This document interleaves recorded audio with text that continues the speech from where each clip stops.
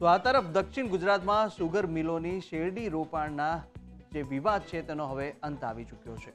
તો સાથે ખાંડ ઉદ્યોગ સંઘ હવે ઓક્ટોબર માસમાં શેરડી રોપણી કરશે અને વર્ષોથી સપ્ટેમ્બર માસમાં શેરડી રોપણી કરવામાં આવતી હતી, ત્યારે ઓક્ટોબર મહિનામાં શેરડી રોપવા ખેડૂતોએ ઉગ્ર વિરોધ સાથે માંગ કરી હતી.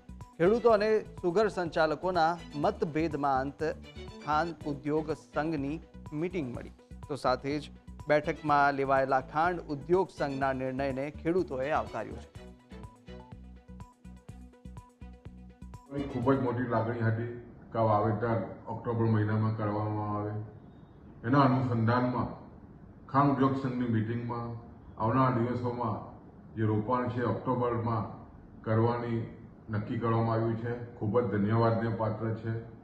છેલ્લા 2 વર્ષથી સતત ખેડૂતોની લડતને ન્યાય મળ્યો છે અને ખાસ કરીને જ્યારે સતત શેરડી બનતી હોય ત્યારે લીલો પ્રવાસ અને ત્યાર પછી ઓક્ટોબરના વાવેતરની જે મુહિમ છે અને ખાસ કરીને વૈજ્ઞાનિકોની જે ભલામણ છે એ તમામ સુગર ફેક્ટરીના સંચાલકોએ સ્વીકારી છે.